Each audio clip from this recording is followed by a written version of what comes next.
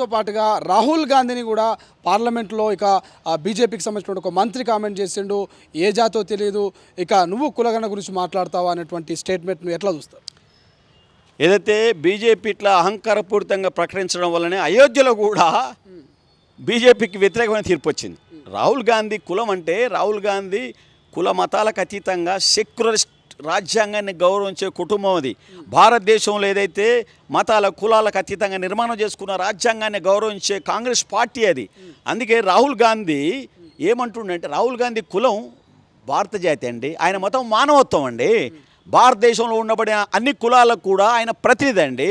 ఏమంటుండి అలా doctor Ambedkar Mahatma pool ఏదైతే కోరిండో జనాభా నిష్పత్తి ప్రకారంగా ఎస్సీలకు బీసీలకు కూడా పార్లమెంట్లో శాసనసభలో జనాభా నిష్పత్తి ప్రకారంగా ఏదైతే విద్య ఉద్యోగ రాజకీయ రంగంలో అవకాశాలు కావాలని అంబేద్కర్ మహాత్మా ఫూల్ ఏ రకంగా కోరిండో వాళ్ళ వర్షన్ని అలా రాహుల్ గాంధీ తీసుకొని జనాభా నిష్పత్తి ప్రకారం భారతదేశంలో ఉండబడిన కులాలను లెక్కగట్టి ఎవరి జనాభా నిష్పత్తి ప్రకారంగా వాళ్లకు విద్యలో వికాసంలో మన ఉద్యోగాల్లో రాజకీయాల్లో వాళ్ళ హక్కులు కాపాడాల్సిన అవసరం ఉంది, వాళ్ళ హక్కులు వాళ్ళకి ఇవ్వాల్సిన అవసరం ఉందనే మాట ఏదైతే రాహుల్ గాంధీ చెప్పిండో అభినందనీయుడు అనే మాట ఆదర్శనీయుడు అనే మాట చెప్తున్నాను. అందులో భాగంగానే ఇలా సుప్రీంకోర్టు తీర్పు కూడా జనాభా నిష్పత్తి ప్రకారంగా ఏబీసీలు వర్గీకరించమంటుంది.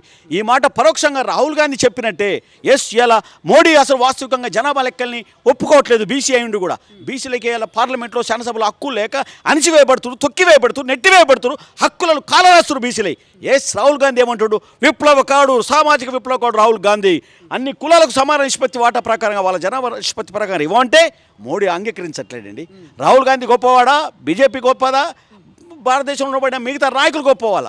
సామాజిక విప్లవకారుడు రాహుల్ గాంధీ హృదయంలో మేధస్సులో ఎవరైతే సామాజిక న్యాయం కాంక్షించిన మహాత్మా ఫూలే, డాక్టర్ అంబేద్కర్, కాంచీరామ్ లాంటి వాళ్ళు ఆయన మేధస్సులో కదలాడుతూ ఉన్నారు, ఆయన కళ్ళల్లో మెదలాడుతూ ఉన్నారు, ఆ నాలుక మీద నాట్యం చేస్తూ ఉన్నారు. అందులో భాగంగానే రాహుల్ గాంధీ వాళ్ళ నినాదాన్ని ఇవాళ ఎత్తుకుంటూ అనే మాట నేను చెప్తా ఉన్నాను. దాంతోపాటు ఏదైతే రాష్ట్ర ప్రభుత్వము 3 విడతల దాదాపు 31,000 కోట్ల రూపాయల రుణమాఫీకి శ్రీకారం చుట్టింది. కానీ కొంతమంది ప్రతిపక్ష నాయకులు కేవలం కాంగ్రెస్ కొర్రీలు పెడతా ఉంది, చారణ కోరికి బారణ మసాలా అంటున్నది, 70% మంది రైతులకు అన్యాయం చేసినటువంటి స్టేట్మెంట్లు ఇస్తున్నది. నిజంగా వాస్తవానికి అర్హులందరికీ కాంగ్రెస్ ప్రభుత్వం రుణమాఫీ చేసిందా, చేయలేదంటే ఏం చెప్తారు? నేనేమంటున్నానంటే భారతదేశంలో ఏ రాష్ట్ర ప్రభుత్వం కేంద్ర ప్రభుత్వం కూడా ప్రకటించని 2 లక్షల రుణమాఫీని రేవంత్ రెడ్డి గారు ఎన్నికల ప్రచారంలో ప్రకటిస్తుంటే ఎవరు కూడా నమ్మలే. ఇవాళ ₹1,00,000 ఇవ్వడం జరిగింది. నిన్న మొన్న 1,50,000 ఇవ్వడం జరిగింది. 2 లక్షల రూపాయలు ఆగస్టు 15 లోపల ఇవ్వడం అనేది అనివార్యం. సూర్యుడు ఉదయించడం ఎంత నిజమో 2 లక్షల రూపాయల రుణమాఫీ కూడా అంతే నిజం. మీరు ఒక మాట అంటూ ఉన్నారు, చాలామందికి ఇవ్వలేదని చెప్పి బీఆర్ఎస్ నేతలు అంటూ ఉన్నారు. నిజమే. అక్కడ ఏమైందంటే ఆధార్ కార్డులో బ్యాంకు లింకేజీకి తప్పులు ఉన్న వల్ల కొంతమందికి ఇవ్వలేదు. అది క్లియర్ చేసి ఇస్తామని చెప్పి ప్రభుత్వం ప్రకటించనుంది. ఆర్బీఐతో మాట్లాడుతూ ఉన్నది రాష్ట్ర ప్రభుత్వం.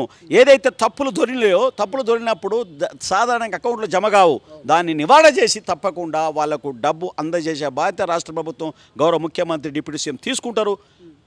నమ్మకం ఉంది, డెఫినెట్గా తీరుతుంది అన్నమాట నేను గంటాపదంగా చెప్తాను. ఇంకెంతకుముందు మీరు ఒక మాట ఆడల్ని ఇబ్బంది పెట్టారు, రేవంత్ రెడ్డి అసభ్యంగా మాట్లాడి ధర్నా చేస్తున్నాను. మేము ఫోన్ ట్యాపింగ్ ద్వారా ఆడవాళ్ళ అంతరింగిక చర్చలు మా రేవంత్ రెడ్డి గారు వినలే. ఫోన్ ట్యాపింగ్ ద్వారా జడ్జిల చర్చలు మా రేవంత్ రెడ్డి గారు వినలే. గౌరవప్రదంగా అక్కలను సంబోధించిండు.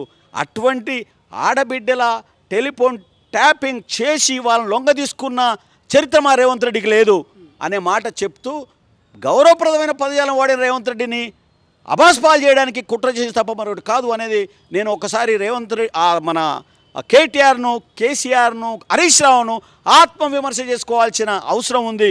అన్ని కుంభకోణాల్లో ఇరికి ఇవాళ టెలిఫోన్ ట్యాపింగ్ కానివ్వండి, లేదా గొర్రెల కుంభకోణం 7,700 కోట్లు కానివ్వండి, లేకపోతే కాళేశ్వరం ప్రాజెక్టు కానివ్వండి, ఈ రీతిగా తీసుకుంటే పోతే అనేక రకాల కుంభకోణాలు ఎరికి రాష్ట్రాన్ని సర్వనాశనం చేసి ఆర్థిక సంక్షోభకులు నెట్టితే గుండె నిబ్బరంతో భారమైనప్పటికీ కూడా బాధ్యత స్వీకరించి ప్రజల హక్కు చేసిన వాగ్దానాలు అమలు చేస్తున్న రేవంత్ రెడ్డి ప్రగతిని చూసి ఓర్వలేక కుట్ర పన్ని బదన చేయడానికి ఆ గుడ్డగాల్చి మీదేసి ప్రజల్లో అప్రతిష్ట పాలు చేయడానికి చేసే కుట్రలు చెల్లవు అనే మాట చెప్తా ఉన్నాం. అబద్ధాలకు సృష్టికర్తలు వాళ్ళు. ఉద్యోగాలు ఏదో ఇస్తే ఒక్క ఉద్యోగం ఇచ్చిన అసలైన తొలి వెలుగు.